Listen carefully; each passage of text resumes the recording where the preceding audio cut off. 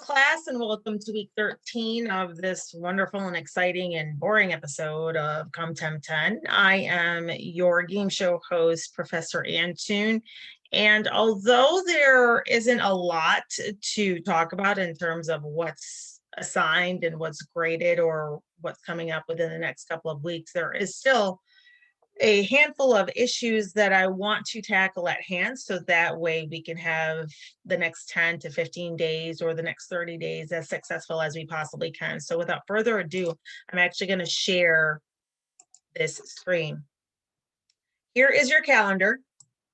And while I will discuss extra credit in just a few minutes, what is due this week is your exam number 2, and it is already open. And it is actually due Friday, this coming Friday night, April the 9th at 11:59. This exam covers chapters 6 through 11 and again 15 through 18, although I had just opened it a few minutes ago and it said 15 through 17, but regardless, take it as 18 because we don't know for certain. At least I don't. I haven't taken the test, so I have absolutely no idea. Now that you understand that it is 25 points, 25 multiple choice, obviously that means that it is 1 point apiece. And once again, it is open right now. So as you are watching this, you can at some point go between now and this coming Friday and understand that it is due all the way through until the 9th, which is this coming Friday. There is a study guide out there for you. It was actually given to you at some point for or during, I should say, exam 1. If you by chance don't have it, try going back a few weeks and digging through either announcements or discussions because I did end up attaching it to something. I'll be quite honest with you, I don't remember. I could have attached it in an email through Canvas, or I could have attached it through the lecture discussion board the week that or the week prior to the exam 1 was, or it may have been a separate one because I'll be honest with you, I don't remember. I do remember, giving it and uploading and attaching it. I just don't remember at what point. If by chance you don't have it, you can't find it, then get a hold of me and we'll just go from there. And I will try and end up submitting it to you once again. I would like to think that you have it somewhere and just go further down and you can see the rest of it. So that is what is due this week. Now that I've discussed that, instead of like a board, look, I've got a lot of like little sticky notes myself. Now that I've discussed that for you, let me bring this up, and if you look, we will discuss persuasive speech, which is actually coming up in the next 10 days, as well as self-reflection within the next couple of minutes. I do want to touch on the fact that next week that it is due your persuasive speech. Don't forget that it is due on a Wednesday. It's not due on a Friday. It's not due on a Sunday. It is due on a Wednesday, April the 14th at 11:59. Why? Because this is the time where you're going to see so many uploads and a lot is happening when it comes to Canvas and Go React. So I'm trying to minimize and eliminate the mechanics of just the upload as much as possible because you're one of 60 just for this class. But can you imagine if this was once again the due date, excuse me, on a Sunday night, you're up against about 500 kids so that are trying to use Go React all at the same time, and you'll just see the thing spinning. So that's why I do what I do when it comes to the middle of the week. And the fact that I just like to change up the monotony and get rid of it as soon as possible. Don't forget that your full sentence outline, as well as your works cited page, are due the Tuesday night before, which is the 13th. And again, that's on, or I should say at 11:59. And remember, those are two separate, count them, two separate uploads, meaning that your outline is in one upload and your works cited is separate and in another. Now, just so you understand, if you upload all of it all together, excuse me, one of them is going to come up at 8% unit check and the other one's going to come up at 100%. So it's going to continue to be flagged in terms of plagiarism because it's identifying that the same material is in another area, meaning if you put your works cited page and upload it along with your outline, and then you remembered, oh crap, I have to upload the Works Cited page separately, and then you upload the Works Cited page separately, it's going to flag it saying it's someplace else as well. So I'm trying to minimize that as much as possible, because that's just doesn't look good. Oh, and not just that, I don't want to think that any of you are plagiarizing after what we've been through when it comes to that certification. So just so you understand, those are to be uploaded separately and on a different night. So you understand that. Also, peer evaluations, and this is for extra credit, is due by the following Friday, the 16th at 11:59. And I want to touch on that as well. So I had a discussion in a meeting with a peer of yours, and she was a monks, so obviously it's a female, but apparently this was the consensus when it came to peer evaluations and extra credit, excuse me. And that was that they talked amongst one another and they decided not to do or upload the speeches. They would talk or upload the peer evaluations. Granted, they probably critiqued one another about it, but they thought it was a collective group effort when in fact it's not. So if I have it up, I'm going to show you, but the consensus is this: for 5 extra points, or up to 5 extra points, let me see if I have this down right, excuse me, right here, and it's in a week 14 module. If you look for peer evaluation, why am I not like looking at this thing the proper way? There we go. This is why. So sorry, Charlie. If you look at this document, you can critique through GoReact 5 of your other peers in your class. And what that does is it gives you the opportunity to tell them, grading a scale of 1 to 10, how good they were with their introduction, how good they were with mechanics in the body, how good they were with their conclusion, and not just that, their delivery as well. And then towards the bottom, 3 aspects of what the speaker did good and what they could work on in terms of their opportunities. Now, just so you understand, I mean, it's one thing for me to like grade everybody, because I'm looking at 60 speeches, but you're a new set of eyes and you can easily give your peer a different perspective as to what you believe, what their strengths are and what their weaknesses. And remember, don't be easy on them, but don't be too critical. Remember, you're there to critique them. Granted, you do have a point that's up for grabs, but for the most part, you're there to help them just as much as I am. So why not take the opportunity to not only grade and evaluate 5 of your peers and get extra points, but understand maybe they're doing something that you could possibly take in the next time, or maybe you could tell them so that way they could be better at the delivery, or maybe they've missed a couple things. So remember, it's just, I'm a set of eyes and so are you. So take advantage of your set of eyes and take advantage of an extra 5 points. And again, that's 5 points is 5 separate evaluations, meaning each evaluation is a point apiece, which then goes into, and I will talk about your extra credit in just a moment. So let me share the screen with you once again. Now, we've talked about what's due, or I should say the dates, what's due this week, what's due next week. We'll talk about self-reflection. We've already talked about your outline, as well as your works cited page, as well as evaluation.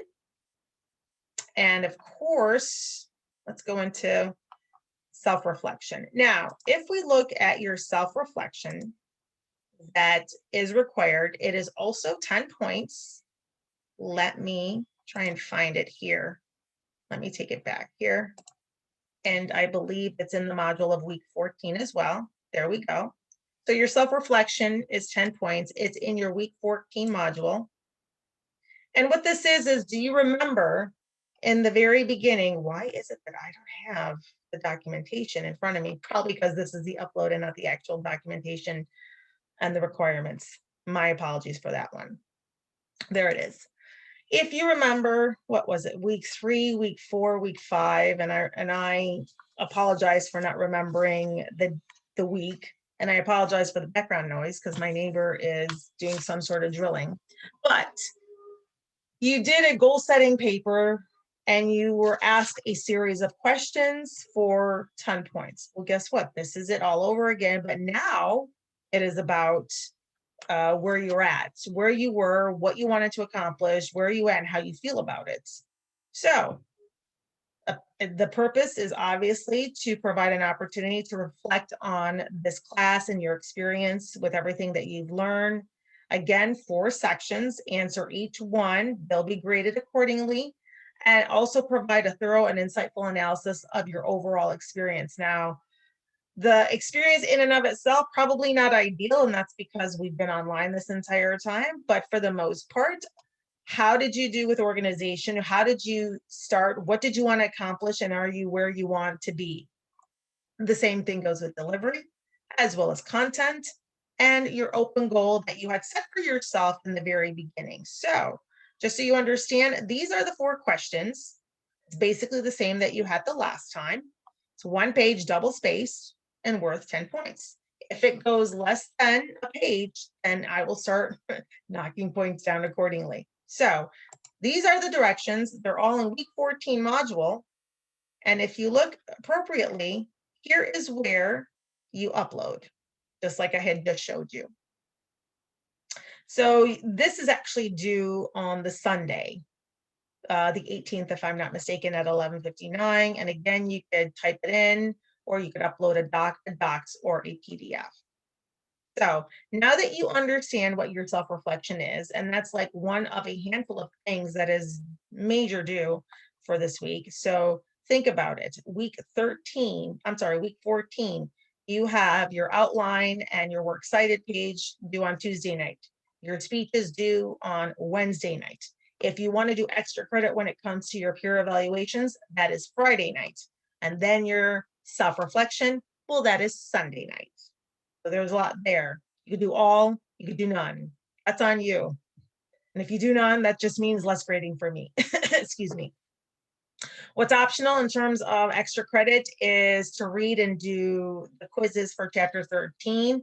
That one, you're going to actually have to get a hold of me and let me know that you did them, because they're not part of the whole thing. If that's something that you want to do, I can, if it's not already open, then I can open it up for you. And that's another 5 points that you can go up for grabs and take care of as well. So let's go back. We've looked at this calendar. One more time, discuss extra credits. So if you go down after week 16 of your module, this is where the rest of the extra credits are due. So on top of your peer evaluations, which is up to 5 points each time, you also have public speaking resources. If you haven't gone, that's another opportunity, as well as communication concepts and speaker outside the class. Just so you understand, excuse me, your extra credit is all due by Sunday, the 18th. So a lot is due, and that's optional. Remember, none of this is required, optional. If you want to do extra credit, it's all due by Sunday, the 18th. Remember, your peer evals have to be done by Friday because they're already in the casing or already uploaded by Wednesday. So you might as well start looking at them and evaluating several of them by Friday. So, you know, these are all up to you. It's 15 points up for grabs. Look at your percentage, see what you may or may not have missed. And if you want an A+ on top of the A- that you have, then have at it and go and grab those extra credits. So those are things that I need you to be aware of. So we've talked about exam 2. We've talked about that it's open and it's due this week. We've talked about parts of your persuasive speech, at least the mechanics and the due dates that are about. Now, before I go into a few other things when it comes to your persuasive speech, what I want to talk about, excuse me, is your informative speech. Now that I've gotten all of them done, I think one is just lingering, and whoever that is, you know who And I know who you are and all this other stuff. My apologies. I just have to get to it as soon as possible. But there were a few things that were missed that I believe needs to be mentioned when it comes to your informative. A lot of you, a lot of you, uh, either geared toward one or the other, meaning that you understood the mechanics of the assignment. I'm going to call it the assignment because you understood the outline, you understood how to formulate it, and you understood how to deliver it, meaning, you had the intro, the body, and the conclusion. You understood parts of your transition. You understood where to cite sources. So you understood the mechanics of the speech. Others were much stronger when it came to delivery, meaning that although they weren't exactly fantastic when it came to formulating and putting together their outline, they did a fantastic job when it came to delivery. So very few actually were able to combine the two together. It's very common, and it's not something that, and I expect this every single time. So while there are some that did not, and I've said it 100 times, it was something that I was constantly saying. The formatics, and I apologize for the background noise. Once again, someone's like yelling in this house.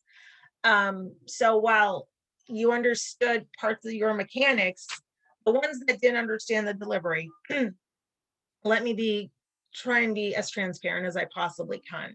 And that is that when it comes to your delivery, you have not only your words that you say, but also your nonverbal cues. Your nonverbal cues have to do with your entire body, your gestures, your posture, and your, your eye contact. And then you also have your voice. And I believe I had written this down like more than 50% of the time. And that was go back to when it came to vocal characteristics. It wasn't changing up. Many were so focused on delivering the actual speech that they didn't think to feel the speech that they were delivering. So because of that, not every portion of the speech worked together. In terms of delivery, go back to, and vocal characteristic, go back to chapter 11, the one that I ended up actually uploading, where the woman talked about executive presence. I believe that's the delivery chapter. Go back, look at that TED Talk again, see what she had talked about, the vocal change up, the tonality. She talked about her nephew, how she would talk one way with him and change things up versus everything else to other people. So, many were focused on the mechanics and forgot about the delivery, the vocal change up, the monotone in the voice, because although I'm talking in a conversational tone, again, so many people were focused on the mechanics and the actual words that were on their cue cards that they forgot to sound conversational. So those are things that you have to remember. Going back to the people that totally got the delivery, but missed out when it came to the mechanics. So there's a reason to formulate an outline, and that is to stay focused. You're good when you talk, you're great when you talk, you sound conversational, you're very captivating, you're engaging. But what happens is that some people just, their focus just goes off, and they start talking a little bit more on a particular subject, and therefore they miss some of their points that they need to talk about, or they forget to write things down, and because of that, they miss citing sources. So those are things that are being missed, or you're not deliberate when it comes to your transitional phrases. And so transitional phrases just need to be just as focused on as the rest. It's part of the mechanics of your delivery and your speech. So you've got the meat and potatoes down.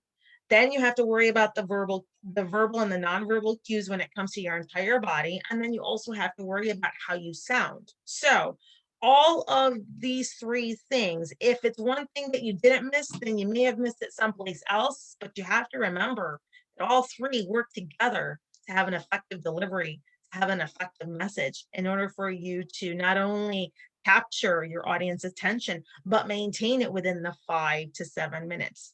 So my suggestion, encouragement, I can't say requirement because that's entirely up to you, is practice as much as you can. You know, look at your outline as much as you possibly can. Make sure that you have everything where it's supposed to be. Use a checklist when you have to make sure that you've done what you needed to do. So that way, when you go to deliver, at least you understand you've got the mechanics down. Now it's just a matter of I need to practice as much as I possibly can.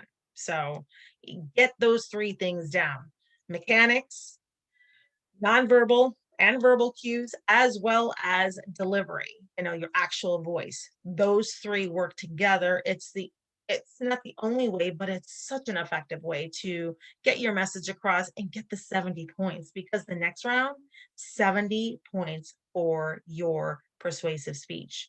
That's a lot, and things are going to be added, and more so, and then there are other things that are going to be reduced. So speaking of that, what was also missed when it came to your informative was timing. Um, and I believe I had put it in an announcement last week, midweek, as opposed to just a regular discussion. And that was, I'm going to be very critical when it comes to your timing. It literally says 5 to 7 minutes. 5 points get taken off, deducted if you go under or over. That technically is supposed to be, if you hit 7:01, I will start deducting 5 points. I'm not doing that. I will start deducting 5 points when you go to 7:31, or if you don't even hit four, or if you just hit 4:35. So I'm being generous. I'm still being generous when it comes to, padding on either side. But if you hit 8 minutes, because there were many of you that went so over, I couldn't fathom the situation. Some went as far as 8.5, 9, 10, 13. I'm like, what? Just so you understand, when you are in a face-to-face setting and you're given an allotted time, remember, many people will start to check out after a certain point, or they have to be places. And so they're not going to want to listen to you going on and on and on and on. That's where you have to be very, very strategic as to cutting out a lot of the fat. That's what I'm going to call it, a lot of fat when it comes to your speech. There's a lot that can be said with very little material. But if you have all this material, you have to really be, strategic as to what are you going to cut out, because technically speaking, you don't need half of that shit. You probably don't need half of it. But you know what? If you think you do, what I don't want you to do is talk like Speedy Gonzalez so that we can get it all in within 7 minutes. But if you go past 7:30, if you go past 8, then I'm going to start deducting another 5 points off of your score. And I'm going to continue to deduct 5 points for every 30 seconds. So just so you understand, if you hit 9 minutes, bam, 20 points is already off. So right off the bat, without even looking at anything, or not even seeing anything, and I look at the time code and it says 9 minutes, yeah, you're already at 50 points. And then I'll start taking off, I'll start grading you accordingly. So you got to understand there's reasons behind that. It's to stay focused. It's so that way, when you're out in the real world, timing is actually very essential. And not just that, but you're doing a 9-minute speech. Well, guess what? It takes me a long time. It takes me double the time, if not triple the time, to grade you. So imagine you times 60. I have to grade 60 of you, which is why it takes me more than several days to get through all of these speeches, because I'm dealing with 8-minute speeches, 13-minute speeches, 9-minute speeches, and I'm still, I can only get through so many per day before any head starts to explode. So remember, you've got timing as an issue, or timing that you have to take into consideration as well.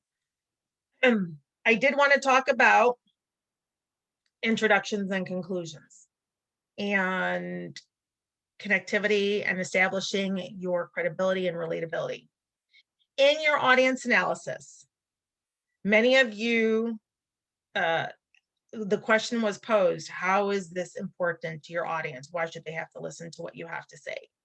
And so that was the reason why, and you had to be very creative in terms of your verbiage as to why your audience had to listen to what you had to say. Because if there wasn't an importance, then they're going to check out. And that's not something that you want. The whole point is that your message is crystal clear and transparent for everyone to understand. So I'm going to tell you once again, go back into your audience analysis, especially when it comes to your persuasive speech, so that way you understand that there's a reason, if there's the reason behind why they should be able to listen to you. So once you answer that question, what is it that is in it for them in order for them to understand and listen to and to stay connected to you? And so you have to give them a relevance as to why they are listening to you.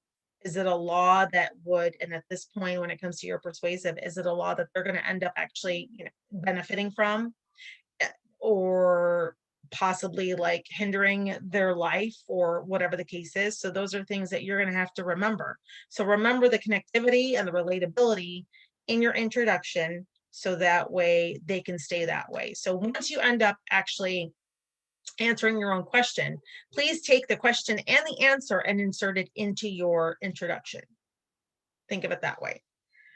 I'm going to stress one more time, just for the sake of it's easier for you, that try and mirror your introduction with your conclusion as best as you possibly can. A chunk of you did that, and then some of you did not. So I just want you to mirror as best as you can, at least for now, until you get into the habit and get into the swing of things, that once they look and sound as much alike and as similar as you possibly can, that's where you draw everybody in. If you started with a question, end with that question, or if you started with a question, end with a bang. I saw one particular speech where I heard the questions in the beginning and I thought that was fine. Or I'm sorry, it was a scenario, it was a hypothetical, allegedly, but technically it wasn't, because at the end, in the conclusion, the hypothetical became real, and the presenter went out with a bang that I was still literally, like, my jaw dropped. So all the information and the meat and potatoes was fantastic, great examples and whatever, but those two, the introduction and then the conclusion, completely blew me over the top. And so that's where I say to you, it's like, try and get in as much as you possibly can, because those two excuse me, those two sections, those two parts of your presentation are just as important as what's, the mechanics and the meat and potatoes. That's what I like to call it, in terms of your body. So remember that as well. I'm going through again my list. So we've talked about all of that. We've talked about your self-reflection and when it's due. We've talked about your extra credits, so you understand that. You understand your peer evaluations. What was I going to say? Look at this. Oh, if by chance, for your persuasive speech, you still need to understand exactly what is required, because guess what? I haven't said anything. Go back into weeks 11 and 12, where I've given you all the requirements and I've gone into detail and I've said what I needed to say when it comes to that. So I can't, because that's another 30 minutes that I'm already getting parched and I need to stop talking. But on an end note, and this end note's going to go more than a few minutes. No, I take that back. I'm going to try and be as quick as I possibly can. For your persuasive speech, you understand, especially after you've just finished your group project of ethos, pathos, logos. So you understand all that needs to get in there. If you look in the rubric and the requirements, you also understand that there needs to be a plan of action, and that needs to be in the body of your speech. And also, your conclusion is, excuse me, trying to get your audience motivated to do what you want to do. So there's a lot of things that go into, a lot of different moving parts that go into your persuasion speech. And so while a lot of the topics that are being presented sound as if they are propositions of fact and propositions of value, what you have to understand is that your best bet to proposing a plan of action is if you propose a proposition of policy, meaning some type of law-ish that you put into place. And so, think of it this way. MLK Day, and I'm just going to take that. MLK Day wasn't just something that came out of the air, or let's just say, one of his children, one of Martin Luther King Jr.'s children, just, hey, we should just have this and, become a national holiday. No, that took years. That took years, and it started small. And it probably started with petitions, and then it escalated into a city ordinance, and then it escalated to state of Georgia, because that's where he was from, and then it became a national holiday.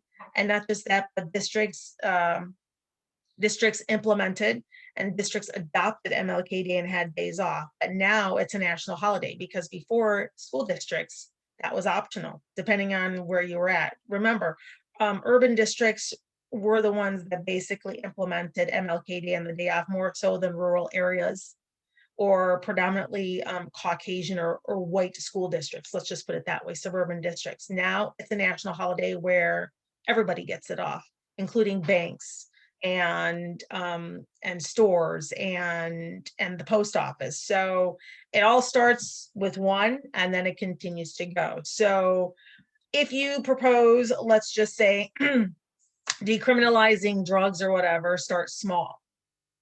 Start with a city ordinance, or put a plan of action together for a city ordinance or some sort of state government, so before it goes national. Because I will tell you one thing, at this point, if you want to legalize marijuana, it's already legal in the state of Michigan, and it's legal in more than a dozen states. So that means that you're going to have to look at it on a national level. Excuse the woman that's behind me. Please leave, because I'm in the middle of recording and they see you in the mirror.